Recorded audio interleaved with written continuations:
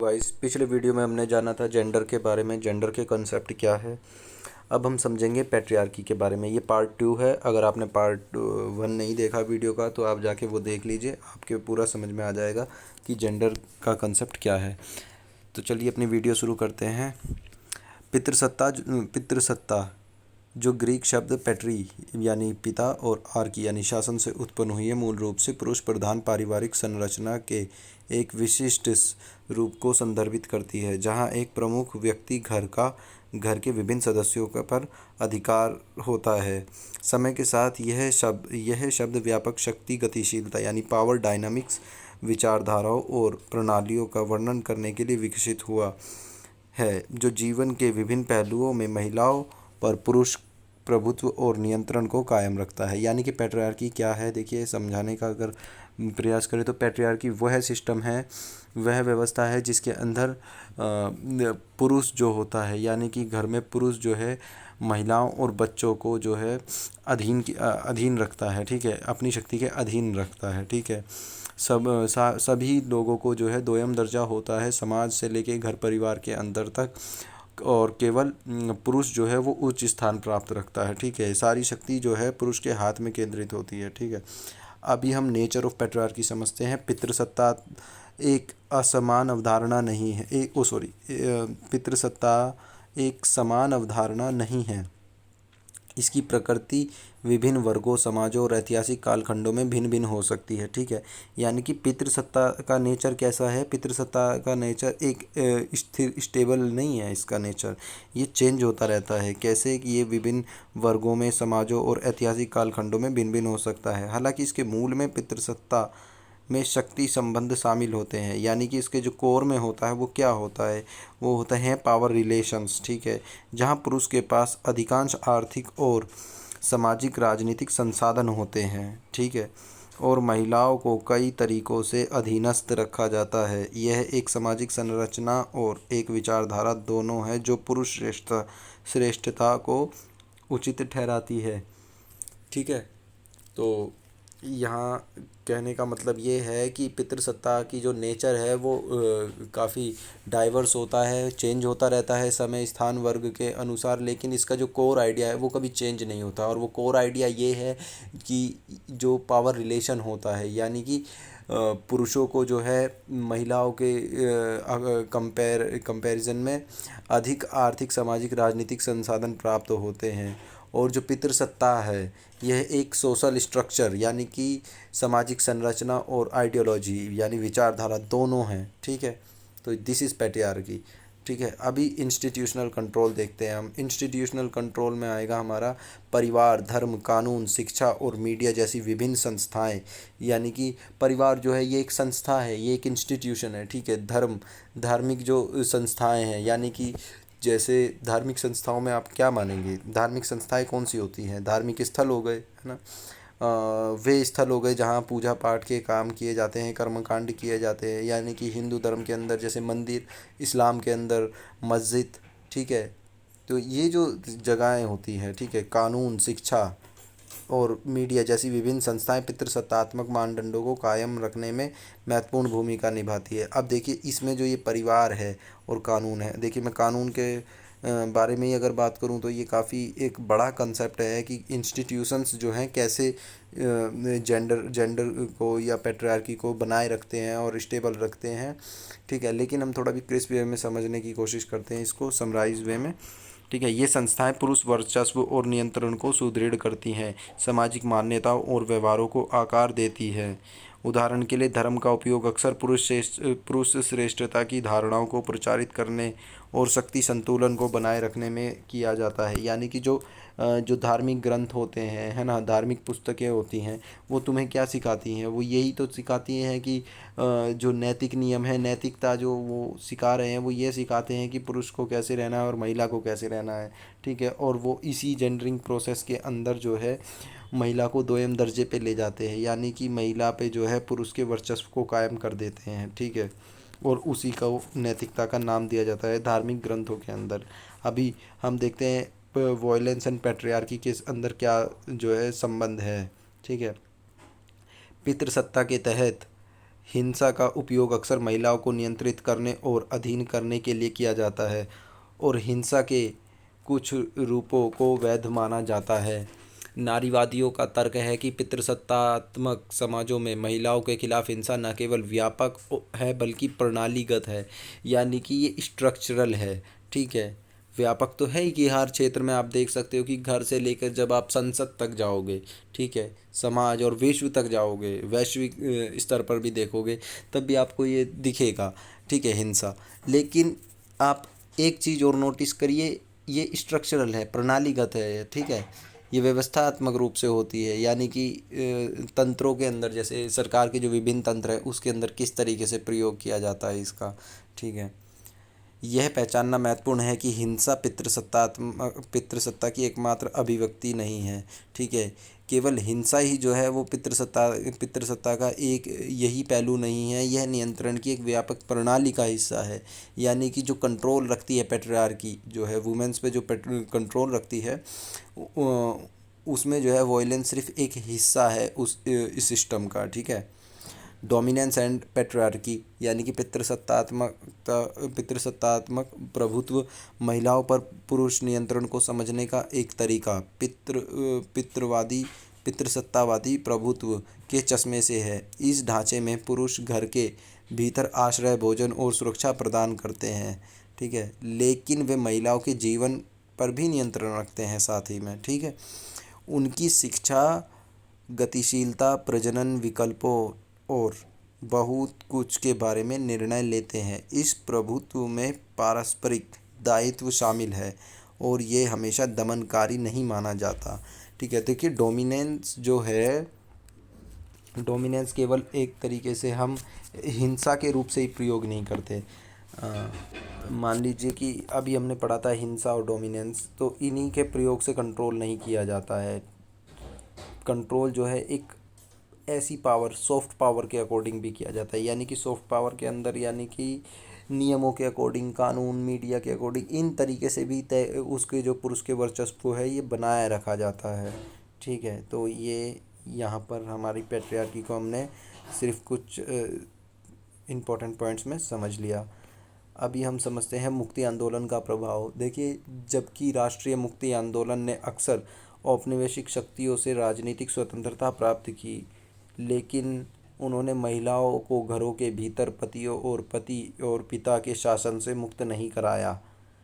पुरुषों ने अभी भी महिलाओं के जीवन पर महत्वपूर्ण शक्ति बरकरार रखी है, जिससे उनकी प्रजनन पसंद नहीं है, ये प्रजनन विकल्प होगा यहाँ पर, प्रजनन विकल्प और काम तथा सार्वजनिक स्थानों में भागीदारी प्रभावित होती है। यानी कि जो सार्वजनिक सोसाइटी में जो भाग लेने के वो हैं, और इसके साथ ही आप ये भी लिख सकते हैं कि उनके नागरिक राइट्स, यानी कि नागरिक अधिकार, यानी कि सिविल राइट्स प्रभावित होते हैं। ठीक है, सार्वजनिक चीज़ों के अंदर। ठीक है, अभी हम बात करते हैं धर्म, जाति और वर्ग जैसी हमारी अन्य पहचानें लिंग मतलब जेंडर संबंधों को कैसे प्रभावित करती हैं। ठीक है, ये जो अन्य जो पहचानें हैं हमारे साथ जुड़ी होती है ना, एक व्यक्ति के साथ, एक व्यक्ति की एक धार्मिक पहचान होती है, उसकी एक जातीय पहचान होती है, वह एक वर्ग से संबंधित होता है। तो ये चीज़ जो है जेंडर के साथ कैसे इंटरलिंक होती है। हमारी पहचान बहुआयामी है। ठीक है, धर्म और जाति, वर्ग जैसे विभिन्न कारक लिंग के साथ जुड़े होते हैं, लिंग की अवधारणा के साथ जुड़े होते हैं, जो हमारे देखिए यहाँ जो मैं लिंग का शब्द का प्रयोग कर रहा हूँ यहाँ ये जेंडर है। ठीक है, आप इसको जेंडर भी लिख सकते हैं अगर यदि आप कंफ्यूज होते हैं तो, जुड़े हैं, जो हमारे जीवन और जटिल संबंधों को आकार देते हैं। धर्म, विभिन्न धर्मों में अपनी अपनी मान्यताएं, मानदंड, प्रथाएं हैं जो लिंग संबंधों को प्रभावित कर सकती है। धार्मिक शिक्षाएं, व्याख्याएं अक्सर पुरुषों और महिलाओं के लिए सामाजिक अपेक्षाओं को आकार देती हैं।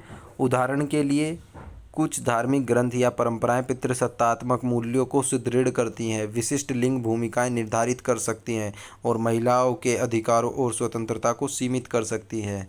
धार्मिक कानून और व्यक्तिगत स्थिति कानून भी विवाह, तलाक, विरासत और हिरासत से संबंधित अधिकारों को निर्धारित करने में महत्वपूर्ण भूमिका निभा सकते हैं, जो अक्सर महिलाओं को नुकसान पहुंचाते हैं। हालांकि ये ध्यान रखना महत्वपूर्ण है कि धार्मिक ग्रंथों की व्याख्या व्यापक रूप से भिन्न हो सकती है। कई धार्मिक समुदायों में ऐसे व्यक्ति भी हैं जो अपने विश्वास के भीतर लैंगिक समानता की वकालत करते हैं, यानी कि जेंडर इक्वालिटी की जो है बात करते हैं। अभी जाति के साथ कैसे इंटरलिंक होती है, एक मिनट देखिए, जाति के साथ कैसे रोल प्ले होता है जेंडर का। कुछ समाजों में, विशेषकर दक्षिण एशिया में, जाति एक गहरी जड़ें जमा चुकी सामाजिक हायरार्की है, ठीक है, पदानुक्रम है। पदानुक्रम नहीं होगा, देखिए ट्रांसलेशन का प्रॉब्लम है। पद सोपानिक व्यवस्था जिसे हम कहते हैं वो होती है, हायरार्की को पद सोपानिक कहते हैं, ठीक है। जाति आधारित मानदंड और प्रथाएं लिंग मानदंडों के साथ अंतर संबंध यानी कि इंटरलिंक हो सकती हैं, जिससे विभिन्न जातियों की महिलाओं के लिए अलग अलग अनुभव हो सकते हैं। उदाहरण के लिए, उच्च जाति की महिलाओं को जाति की शुद्धता और प्रभुत्व को बनाए रखने में उनकी गतिशीलता और व्यवहार पर अधिक प्रतिबंधों का सामना करना पड़ सकता है, जबकि निचली जाति की महिलाओं को अधिक आर्थिक और सामाजिक स्वायत्तता मिल सकती है। जाति और लिंग के अंतर संबंध विभिन्न जाति समूहों से संबंधित महिलाओं के लिए अद्वितीय चुनौतियां और अवसर पैदा करते हैं। तो देखिए, कहने का मतलब ये है कि जो जाति होती है, अब जाति के अंदर हायरार्की है ना, जाति के अंदर हायरार्की होती है। अगर हम हिंदू इसमें देखें, हिंदू व्यवस्था के अंदर देखें तो 4 तरीके से डिवाइड किया हुआ है, ऊंचे नीचे। अब जो ये ऊंची जाति की जो महिलाएं होती हैं, इनके साथ एक्सप्लॉयटेशन कैसे होता है, इनका जो शोषण होता है वो इस तरीके से होता है, इनके ऊपर जिम्मेदारियां थोपी जाती हैं। इनके ऊपर जिम्मेदारियां ये थोपी जाती हैं कि आपको जो है जाति की शुद्धता बनाए रखना है, उसकी श्रेष्ठता को बनाए रखना है, यानी कि आपकी वजह से जाति के जो इतने भी नियम कायदे हैं, जो भी प्रथाएं हैं, वे खंडित नहीं होने चाहिए, यानी कि उनका वॉयलेशन नहीं होना चाहिए, उनका उल्लंघन नहीं होना चाहिए। तो इसका भार कौन संभालेगा? उसका भार संभालेगी महिला, ठीक है। अभी जो निचली जातियाँ होती हैं, निचली जाति की जो महिलाएं होती हैं, उसमें जो है उनको जो है आर्थिक और सामाजिक स्वायत्तता अधिक प्राप्त होती है। वो जो है पुरुषों के साथ जो है कंधे से कंधा मिलाकर काम करती हैं, ठीक है। अभी इस चीज़ को जो है अभी हम जो है उमा चक्रवर्ती के जो है और उमा चक्रवर्ती की रीडिंग में क्लियर करेंगे जब हम इंडियन कंटेक्स्ट पे आएंगे। अभी हम पैट्रियार्की को समझ रहे हैं, ठीक है। जब हम उस पर आएंगे तब हम बात करेंगे कि कैसे ऊंची इंडियन कंटेक्स्ट में ऊंची जाति की महिलाओं के साथ किस तरीके से उनको जो है लैंगिक भेदभाव का सामना करना पड़ता था, और जो है नीची जाति की महिलाओं को कैसे सामना करना पड़ता था, ठीक है। चलिए अब वर्ग की बात करते हैं। क्लास भेद लिंग संबंधों को आकार देने में महत्वपूर्ण भूमिका निभाते हैं। आर्थिक असमानताओं के परिणामस्वरूप अक्सर पुरुषों और महिलाओं के लिए शिक्षा, स्वास्थ्य, देखभाल और रोजगार के अवसरों तक भिन्न पहुंच होती है। कामकाजी वर्ग की महिलाओं को श्रम शक्ति में शामिल होने के कारण आर्थिक स्वतंत्रता मिल सकती है, जबकि मध्यम एवं उच्च वर्ग की महिलाओं की पारिवारिक और समाजों में अलग अलग अपेक्षाएं और भूमिकाएं हो सकती हैं। वर्ग और लिंग यानी कि क्लास एंड जेंडर का महिलाओं की अपने परिवार के भीतर बातचीत करने और पारंपरिक लिंग मानदंडों को चुनौती देने की क्षमता को प्रभावित कर सकता है, ठीक है। तो ये हमारा मोटा माटी ये रहा। लेकिन अब चलिए हम थोड़ा सा एक्स्ट्रा समझते हैं कि जेंडर और डिवीज़न लेबर क्या है। देखिए, जेंडर और डिवीज़न लेबर का मतलब यही है कि जब हम लैंगिक रूप से जब हम श्रम का विभाजन कर देते हैं, ठीक है। अभी इसमें सबसे बड़ी चुनौती क्या है, तो महिलाओं को जो महिलाओं के साथ जो ये जेंडर के आधार पर जो है श्रम का विभाजन किया गया है, इसके अंदर भी उन्हें दोयम दर्जा मिलता है, भेदभाव की स्थिति का सामना करना पड़ता है। तो देखिए, ये जो चीज़ें आपस में इंटरलिंक हैं, यानी कि इंस्टीट्यूशनल जो चीज़ें हैं, यानी कि इंस्टीट्यूशन जो रोल निभाते हैं जेंडरिंग के प्रोसेस में, है ना, जेंडर की अवधारणा को प्रभावित करते हैं, वो ठीक इसी चीज़ से जुड़े हैं और श्रम के साथ जुड़े हुए हैं। ये पूरा कंसेप्ट जो है आपस में एक दूसरे से जुड़ा हुआ है। तो श्रम का लिंग विभाजन उस तरीके को संदर्भित करता है जिसमें समाज के भीतर व्यक्तियों को उनके लिंग के आधार पर कार्य, जिम्मेदारियां और भूमिकाएं सौंपी जाती हैं। इसमें पुरुषों और महिलाओं को विभिन्न प्रकार के कार्यों का आवंटन शामिल है, अक्सर व्यक्तिगत प्राथमिकताओं या क्षमताओं के बजाय सामाजिक मानदंडों और अपेक्षाओं के अनुसार। एक मिनट। श्रम का यह विभाजन उत्पादक, प्रजनन और सामुदायिक गतिविधियों सहित विभिन्न क्षेत्रों में संचालित होता है। उत्पादन कार्यों में गतिविधियां शामिल होती हैं जो उपभोग और व्यापार के लिए वस्तुओं और सेवाओं का उत्पादन। उत्पादक गतिविधियों में महिलाओं और पुरुषों दोनों की भागीदारी के बावजूद श्रम का लिंग विभाजन कायम है। पुरुष ऐसी भूमिकाएं निभाते हैं जिनमें अधिक कुशल और अधिक भुगतान वाली मानी जाती हैं, जबकि महिलाओं के काम को अक्सर कम महत्व दिया जाता है और कम भुगतान किया जाता है। उदाहरण के लिए, कृषि में महिलाओं के योगदान को अक्सर उनके घरेलू कर्तव्यों का विस्तार माना जाता है। ठीक है, यानी कि अगर पुरुष कृषि का काम कर रहा है तो वो जो है एक कमर्शियल तरीके से देखा जाएगा, लेकिन अगर महिला उस काम को कर रही है तो वो ये माना जाएगा कि अगर वो हाथ बटा रही है उसमें, तो ये कहा जाएगा कि वो जो है हेल्प कर रही है। ठीक है, इससे ज़्यादा उसे नहीं कोई सराहा जाएगा।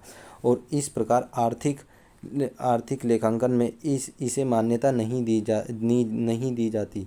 इसके अतिरिक्त पितृसत्तात्मक मानदंड अक्सर महिला रोजगार की तुलना में पुरुष रोजगार को प्राथमिकता देते हैं। ठीक है, जो पितृसत्तात्मक व्यवस्था है उसमें महिलाओं को रोजगार के कंपैरिजन में जो है पुरुषों को रोजगार को ज़्यादा वो दिया जाता है। अभी जो प्रजनन कार्य में केवल बच्चा पैदा करना नहीं आता है, उसके जो है पालन पोषण वगैरह काफ़ी सारी जो गतिविधियाँ ये सभी होती हैं, ये सभी आती हैं, और इन सभी का जो कार्यभार है वो भी महिला पर होता है, लेकिन उसका जो है उसे उस तरीके से नहीं, उसके श्रम को नहीं नापा जाता है और ना ही उसके काम को जो है वो मापा जाता है। तो आप ये पढ़ लीजिएगा। ठीक है, और सामुदायिक गतिविधियों में भी देखिए, ये कार्य सामुदायिक जीवन को व्यवस्थित करने और चलाने के लिए आवश्यक शर्त शामिल होते हैं, जैसे शासन, सामाजिक सेवाएं, सांस्कृतिक कार्यक्रम। ठीक है, इन गतिविधियों में पुरुष महिला दोनों भाग लेते हैं, लेकिन उन्हें अक्सर लिंग मानदंडों के आधार पर नियुक्त किया जाता है। यह विभाजन पुरुष और महिला कार्यों के विचार को सुदृढ़ कर सकता है, जो इन क्षेत्रों में लैंगिक असमानताओं में योगदान दे सकता है।